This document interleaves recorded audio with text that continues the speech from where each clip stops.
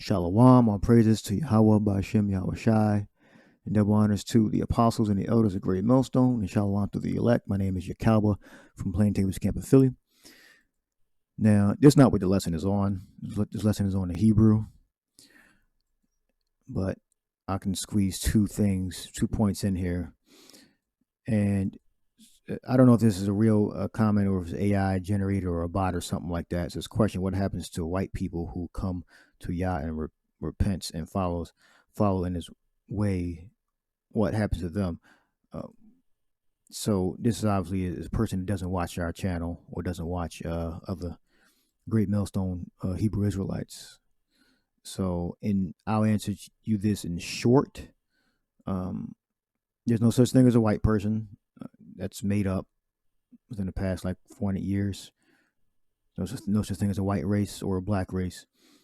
And Yah is not the Most High or the Lord, the Savior's name. So I don't even know like the knowledge you know is, first of all, with that knowledge, you're going to be destroyed just on if you thinking this. All right, you ain't going to be saved.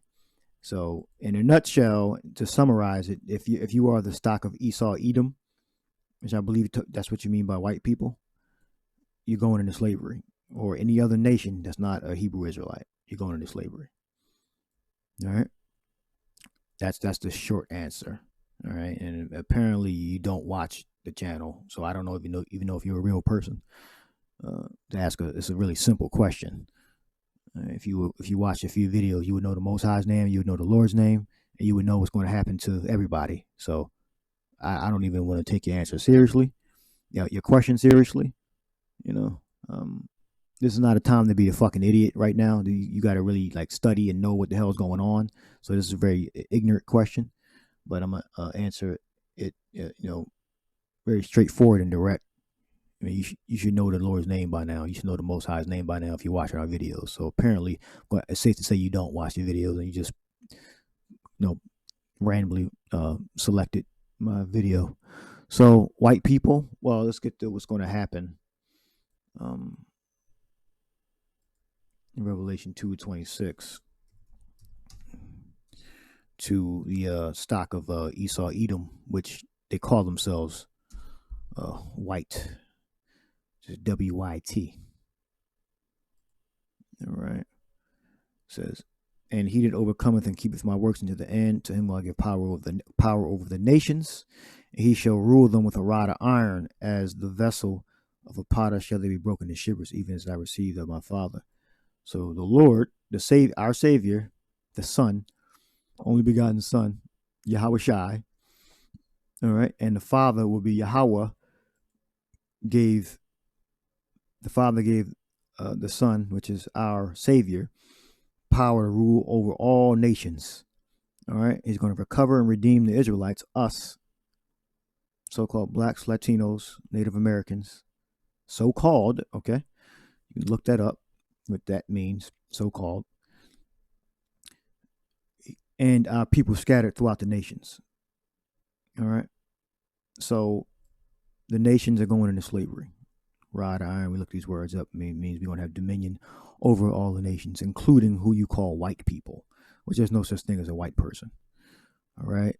You look up, you can just type in white person 1681 and you'll get this. White people are invented in 1681.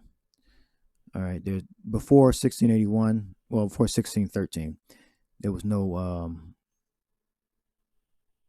no mention of a white race. That was totally manufactured. You won't find any literature where it talks about people classifying their nationality, their ethnic group as we are white people. All right. And then you look at them and they look pale skinned. And they call themselves white, and you look at their skin and their pale skin. You're not going to find it anywhere in history. All right. And before 1681, you had 1613, how white people were invented by a playwright in 1613. And I'm sure this image is whitewashed also. Ed says the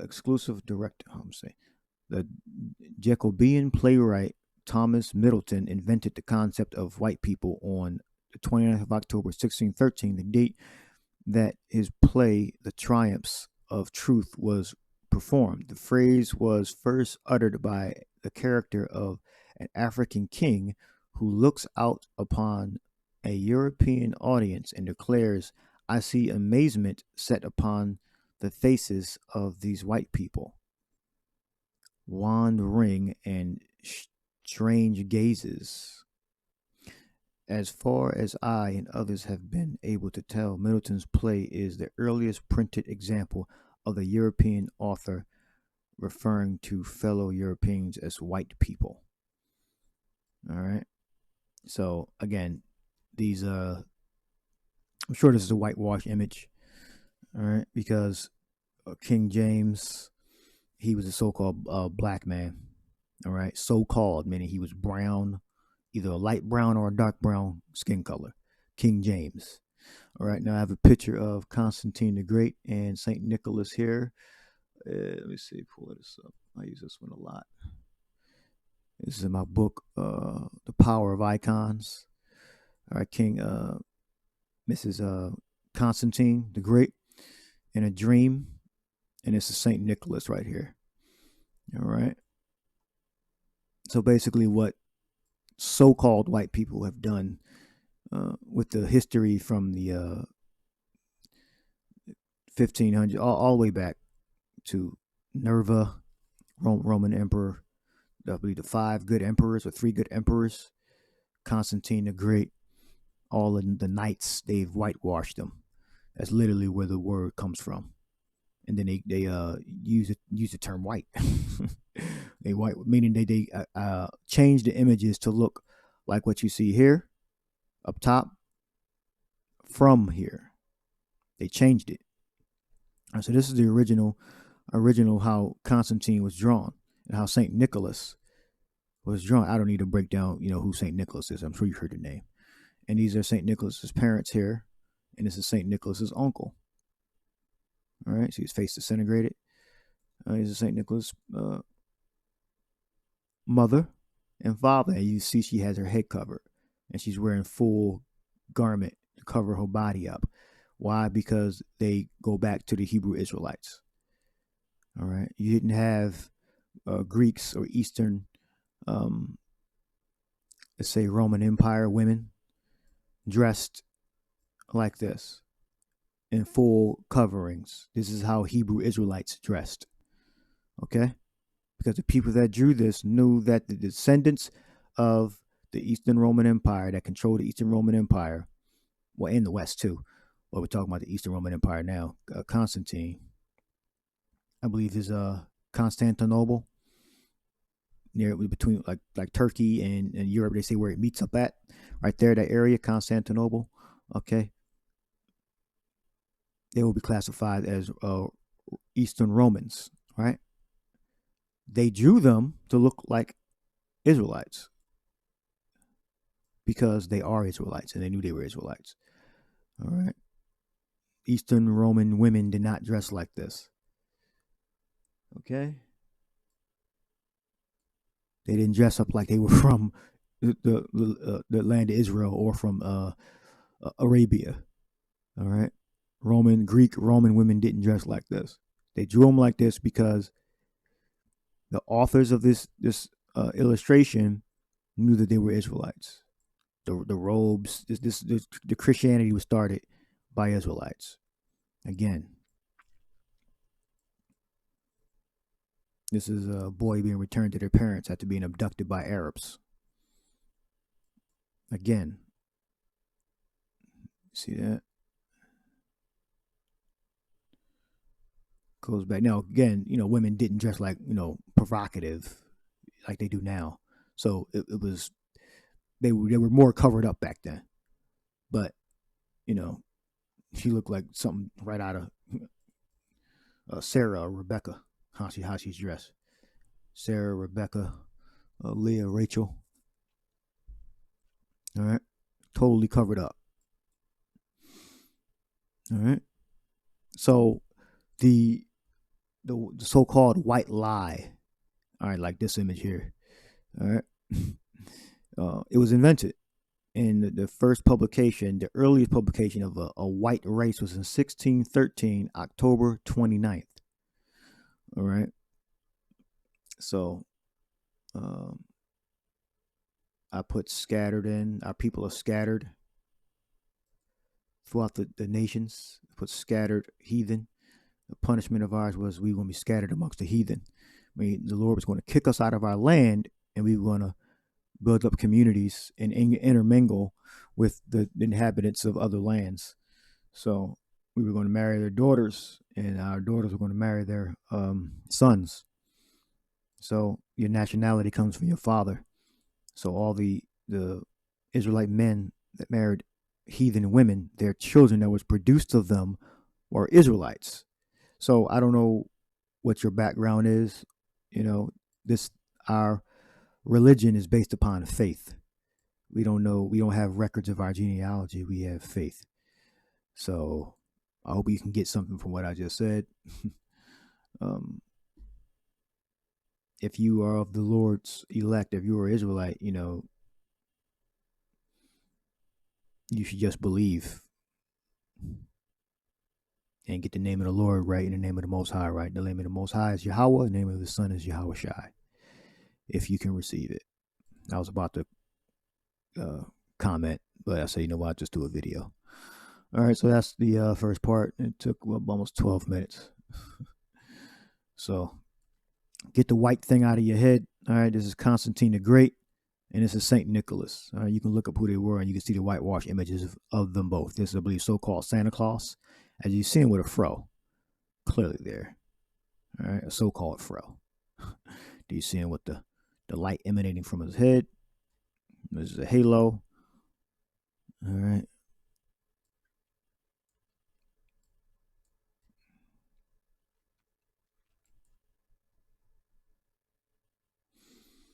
Oh, I'm gonna show you one more. Whenever I do these icons, I always gotta get this writing up because people get stupid. They get real stupid.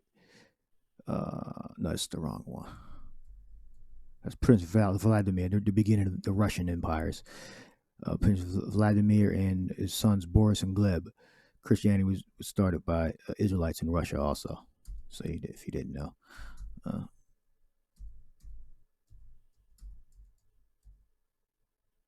Where is, so there. Right there. All right, people get stupid, so I gotta always put this in there also. The icon is in very good condition. Nearly all the original paintwork, as well as the final highlights of the faces, clothing, and buildings, has been preserved. Okay, so you can pause it and read the rest. All right, I think you get what I'm implying, or what the author is implying. All right, so hope you were edified on that point. So my original thing I was going to talk about was the name of Yahawashi. All right, which I can actually go through this very quickly. The name of Yahawashi, when you see the word, I'm sure I'm still recording. When you see the word Jesus or Ieson, Jesus, the original, the Septuagint was written was Hebrew Israelites that knew both languages, and they were doing their best to translate from the Hebrew to the Greek. All right, so whenever Israelites speak Greek, they don't speak like a pure Greek, and I've done a lesson on this before. They speak like a slang, or you might call it a bastardized Greek, or a variation of the Greek that's not like pure Greek. Like if you were a Japhite, it comes from Yawan or Japheth, they would speak like a pure Greek, which all the Greek characters, the letters come from the Hebrew. All right. So, but there was still a difference. So I believe that when originally, I believe it fell out of pronunciation because they were trying to speak the pure Greek, but the original iota was pronounced with a ya.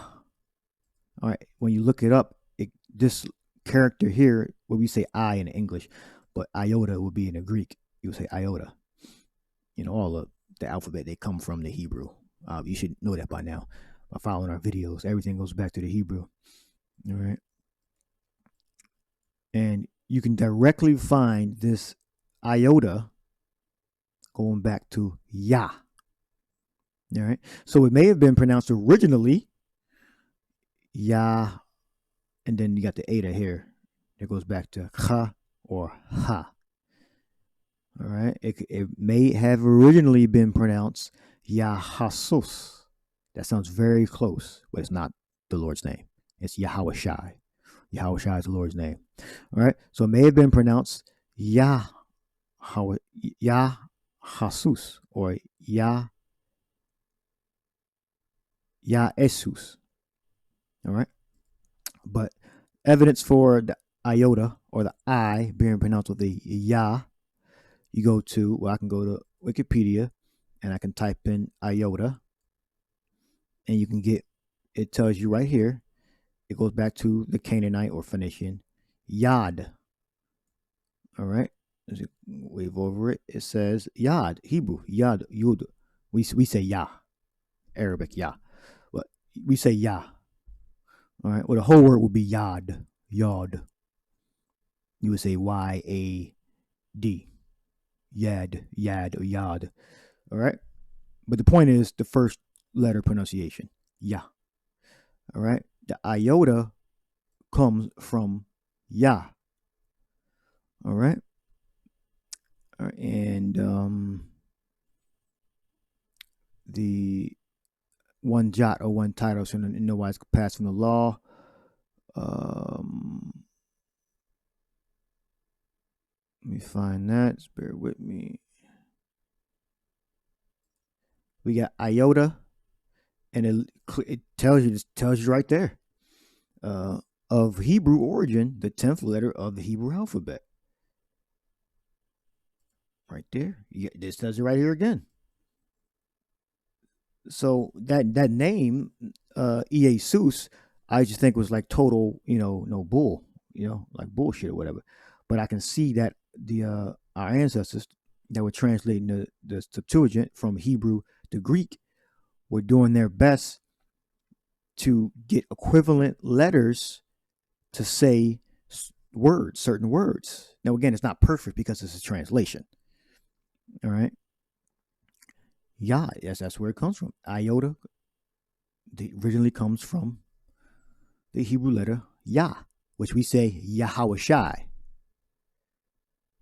All right. Now I have something. Let's see. So I hope that gives you more clarity. This is like for studious people that are like really into the origins of things. If you just want to hear, like arguing and debates, then just click off this video as soon as I start talking. I get it. All right. You're probably gonna be destroyed too. All right. You got to focus on the lessons that matter, that can build your ability to defend the gospel. All right. Now, maybe this may help right here. You got, when you look these letters up, you'll see you pronounce it in the, like I guess they'd say the pure, more pure Greek. You would say Ieson. You'll see that variation with the new there. Then you'll see Iesus with the sigma. All right. So when you look at the first two characters up, you'll see iota goes back to, make sure I'm record. You'll see iota goes back to English. We say I, Yah. And the eta goes back to Cha. And sometimes you'll hear, little hats pronounce it Hath, Heth, or Hath. All right. So, and I think they probably get that from the way we used to speak it. Okay. There's a theory, Yaha or Yaha. All right. So the translators into the Septuagint that spoke Hebrew and Greek were using the best Greek characters to say certain letters that were in from Hebrew to Greek. All right. And it's beyond a shadow of a doubt that the iota came from Yad. All right. Or Yah. All right. So the Most High's name will be Yahweh. All right. And the son's name, I don't have it here, is Yahawashi. All right. So actually, the two parts, they kind of come together. They come together and, deliver some decent information. That is the end of the lesson. I'll show some more icons just because I can, and get to get that Edomite Caucasian washed image out of your head, which is still going to be there because Satan's ruling right now. But at least you'll have the truth, and they can, and the truth can compete with the lies. All right, we got, what's that? David, not David. Peter. I think Gabriel and Mary, if I'm not mistaken. All right.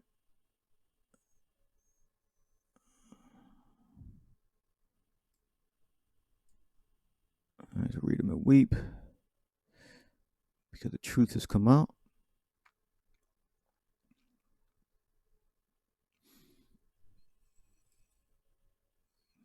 And the icons are in very good condition. All right. So don't forget. Oh, one more thing I wanted to go over the Hebrew alphabet in Psalms 119. All right, when you look up every, you go to Psalms 119. When you look up every letter, it'll say Jod, Vav, Tazadeh. The first letter of every word in Hebrew in the text is the first letter. All right. So in other words, so it can be more clear, when you go down to Psalms 119 and 73, you'll see Jod. All right. Which there's no J in the Hebrew. That should be obvious. It's Yah. Yad, Yah. Right? And then let's say go to Cheth or Cheth. First letter is Ch. And some of the little hats say H. Heth. All right. We say Cheth. All right. And that's the first letter. So you got to know Hebrew to follow along. So we got Zain. So Psalms 119:49. We say Zah. You got Zah, first letter. And it's a part of the first word too. So it's not like a substitute. They're just trying to, the author's trying to squeeze it in. No, every word that the brother used to write this Psalms 119, that word starts with the actual Hebrew letter. Let's see if this corresponds. We got Wa. It says, let thy mercies come also unto me. So it should read, and let thy mercies come, because it starts with a Wa. So it says Va. So you wouldn't say Va. You would say Wa. All right. I got some more. Let's see. Wa on a Wa. That's hook. What letter was that? Psalms 119. Yeah, Wa. So you go down to the Greek and you see this F-looking letter and Omicron, Upsilon, Alpha, Upsilon. This means Wa. Wa. All right? That's how we know there's no Va. You don't say Yahweh or Jehovah. First, no J. That I shouldn't have to explain the J that is not in Hebrew. But some people believe that Va is in the Hebrew. No. See, our Greek translators that were Hebrew Israelites that spoke Hebrew and Greek put clues in there. This F-looking letter it's pronounced wa, and this Omicron, Upsilon, Alpha, Upsilon is wa also. So together, wa. And I looked up this F-looking letter first, which fell out of use in Greek. It's called digamma. Digamma. And it makes the wa sound. There you go. And goes back to the Phoenician, Canaanite, Hebrew, wa. So there's no va. Okay? It's wa. All right. Let's go back to Psalms 119. The J should be like, seriously, cut it out. So it's Yahweh is the Father's name. All right. You see that F there, the F looking letter there, it fell out of use. It's no longer in the alphabet, the Greek alphabet. But back then it was, when our ancestors were translating it. So we know that's pronounced with a wa. And the rest of that is equivalent to wa. And let me show you that right there. The Omicron, Upsilon, Alpha, Upsilon. Where are you at? Bam. Hope you can see that. So you're probably watching your phone. But I hope you can see that. Omicron, Upsilon, Alpha, Upsilon. Wa.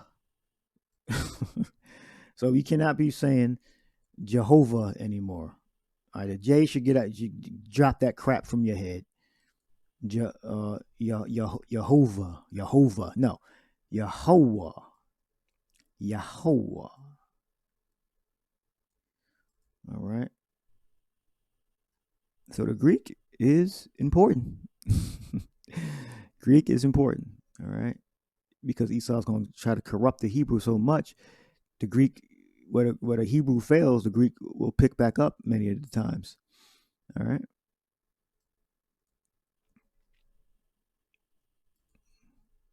And say, there's another letter. Jod. Let's go to Alpha. Alap would be Alap. So the first letter says, "Blessed are the undefiled in the way, who walk in the law." And we got what? The first letter just happens to be A or Alap. All right. Asharya. So every letter that begins, how it was broken down, starts a Hebrew letter. All right. So the first word would be a Hebrew letter for each one. Bayath. It says, "Wherewithal shall a young man cleanse his way? By taking heed, therefore, according to that word." Go down. Bama.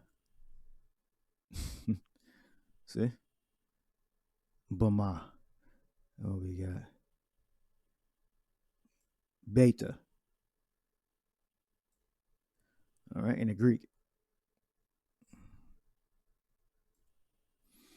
Beta in the Greek, or Bayath in the Hebrew. So it says Beth. So what does Beth mean? It goes back to Bayath. Let's go to the chart. We got Beta, Eta, Theta. Beta, Eta, Theta. Right there. Beth. Second letter in Hebrew alphabet. So I'll put this link in the description box so you can see it. So when you go to Psalms 119, you'll see all the characters. Again, I think it's like 99% right, or it might be 100% right. To pronounce the Hebrew words, you wouldn't say, mainly focusing on Yah and Wa. All right, it would be no Jah. It would be Yah. All right.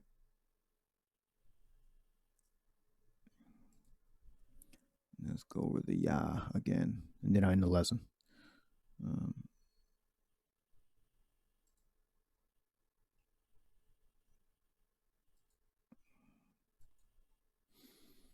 See, Jod in the English, Jod. pass it. Oh, Judd. Say we go down to Iota, Omicron, Theta. Go back to the chart. And I remember I originally said that the iota makes a ya sound anyway. So we got, this was really a ya. Then we got, say, a pseudo Greek pronunciation. Yath. All right. Let's go to it. Yep, same thing. Yad. All right, so that is the lesson. All right. You really got to be studious.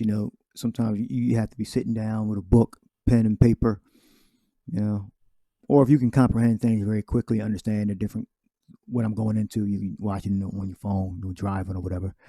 But I hope this lesson was edifying to you and it gave you a clearer meaning on the Hebrew or the Greek coming from the Hebrew, and our ancestors that translated Septuagint doing the best they could to translate words from the Hebrew to the Greek, because it tells you that in the prologue of Sirach that words uttered in another language don't have the same force. But I can definitely see the effort here from my ancestors to get a decent translation, which again is not going to be the same. The name of the Lord is Yahawashi, and the name of the Most High, the Father, is Yahweh. All right. Yes, it is pronounced differently, but you can see how close in the similarities. All right. Again, if you don't understand anything, just rewind the video. So I hope you were edified. Shalom.